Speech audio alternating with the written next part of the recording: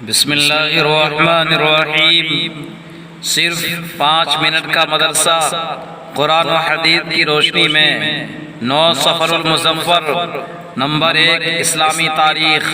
قوم بنی اسرائیل کا لفظ قرآن کریم میں تقریباً 40 مرتبہ آیا ہے۔ اسرائیل حضرت یعقوب علیہ السلام کا دوسرا نام ہے۔ ان کے 12 فرزندوں سے جو نسل چلی انہیں بنی اسرائیل کہا جاتا ہے۔ ان کا مذہب یہودیت ہے۔ مذہبی و قومی اعتبار سے تاریخ میں ان کی بڑی اہمیت ہے۔ تقریباً 2000 سال تک ان کے اندر انبیاء و مرسلین پیدا ہوتے رہے اور دنیاوی ترقیاں بھی انہیں صدیوں تک حاصل رہی۔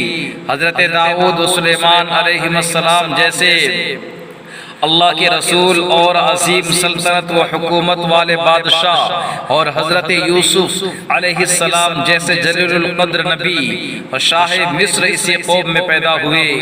دین اسلام کے ظاہر ہونے تک یہ لوگ اپنے وطن ملک شام سے نکل کر عراق، مصر، حجاز اور ان کے اطراف میں پھیل چکے تھے۔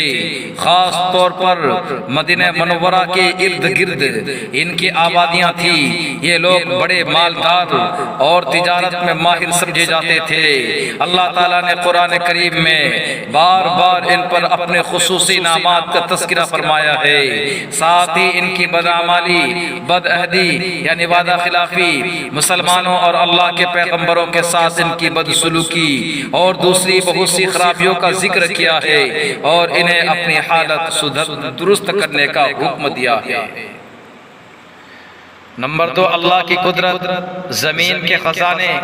اللہ تعالیٰ نے زمین کے اندر بے شمار خزانے پیدا فرمائے جن سے ہماری بہت سی ضرورتیں پوری ہوتی ہے۔ کہیں زمین سے مختلف قسم کے رنگ برنگی قیمتی پتھر نکلتے ہیں جن کو ہم اپنے گھروں میں استعمال کرتے ہیں۔ کہیں کوئلہ نکلتا ہے جو جلانے کے کام آتا ہے، اور کسی جگہ سے پیٹرول نکلتا ہے جس سے بڑی مشینیں، ہوائی جہاز، ریل گاڑی اور دوسری سواریاں چلائی جاتی ہے۔ اور اسی زمین سے سونا چاندی بھی نکلتا ہے جس سے زیب و زینت کے لیے قیمتی زیور بنایا جاتا ہے، اور پھل فروٹ پیدا کیے جو انسانی جسم کو طاقت بخشتے ہیں۔ زمین کے اندر اتنے سارے خزانوں کا پیدا کرنے والا کون ہے؟ یقیناً یہ اللہ ہی کی ذات ہے۔ نمبر 3، ایک فرض کے بارے میں جماعت سے نماز نہ پڑھنے پر وعید۔ حضرت عبداللہ بن عباس رضی اللہ تعالیٰ عنہ سے کسی نے پوچھا کہ ایک شخص دن بھر روزہ رکھتا ہے اور رات بھر نفلیں پڑھتا ہے مگر جمعہ اور جماعت میں شریک نہیں ہوتا، اس کے متعلق کیا حکم ہے؟ انہوں نے فرمایا وہ شخص تو جہنمی ہے۔ نمبر 4، ایک سنت کے بارے میں، پانی پینے کا سنت طریقہ۔ حضرت ابو ہریرہ رضی اللہ تعالیٰ عنہ بیان کرتے ہیں کہ رسول اللہ صلی اللہ علیہ وسلم 3 سانس میں پانی پیتے۔ جب برتن منہ سے لگاتے تو بسم اللہ پڑھتے، اور جب دور کرتے تو الحمدللہ کہتے۔ اس طرح 3 مرتبہ کرتے۔ نمبر 5، ایک اہم عمل کی فضیلت، استغفار کرنا۔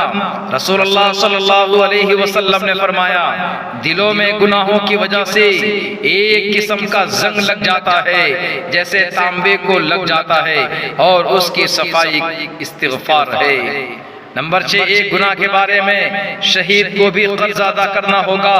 رسول اللہ صلی اللہ علیہ وسلم نے فرمایا اس ذات کی قسم جس کے قبضے میں محمد کی جان ہے، اگر کوئی شخص اللہ کی راہ میں مارا گیا پھر کچھ دیر زندہ رہا اور قرض نہ اتارا تو جنت میں داخل نہیں ہوگا جب تک کہ اپنا قرضہ نہ اتار دے۔ نمبر 7، دنیا کے بارے میں، دنیا سے محبت آخرت کی بربادی۔ رسول اللہ صلی اللہ علیہ وسلم نے فرمایا جس نے اپنی دنیا سے محبت کی اس نے اپنی آخرت کا نقصان کیا، اور جس نے آخرت سے محبت کی اس نے اپنی دنیا کا نقصان کیا۔ کیا تو تم لوگ باقی رہنے والی آخرت کو ختم ہونے والی دنیا پر ترجیح دو؟ نمبر 8، آخرت کے بارے میں، اللہ کے ولی کی کامیابی۔ قرآن میں اللہ تعالیٰ فرماتا ہے سن لو جو لوگ خدا کے دوست ہیں ان کو نہ کسی قسم کا خوف ہوگا اور نہ وہ غمگین ہوں گے، یہ وہ لوگ ہیں جو ایمان لائے اور گناہوں سے بچتے رہے، ان کے لیے دنیا اور آخرت کی زندگی میں خوشخبری ہے۔ نمبر 9 طب نبوی سے علاج، زہر اور جادو سے حفاظت۔ رسول اللہ صلی اللہ علیہ وسلم نے فرمایا جو شخص صبح صبح بغیر کچھ کھائے پیے مدینے کی 7 اجوا کھجوریں استعمال کر لے، اس کو نہ تو اس دن زہر سے نقصان ہوگا اور نہ جادو کا اثر ہوگا۔ نمبر 10 قرآن کی نصیحت۔ قرآن میں اللہ تعالیٰ فرماتا ہے تم سب اللہ کی عبادت کرو، اس کے ساتھ کسی کو شریک نہ کرو، ماں باپ، رشتہ داروں، یتیموں، مسکینوں، قریبی پڑوسیوں اور دور کے پڑوسیوں، پاس بیٹھنے والوں، مسافروں اور جو لوگ تمہارے ماتحت ہو سب کے ساتھ حسن سلوک کرو، سب کے ساتھ اچھا برتاؤ کرو، سب کے ساتھ مل جل کر رہو، برابری کے ساتھ رہو، متحد ہو کر ایک دوسرے کے ساتھ جڑے رہو۔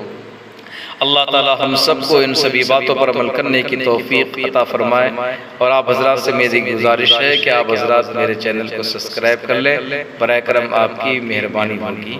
السلام علیکم ورحمۃ اللہ وبرکاتہ۔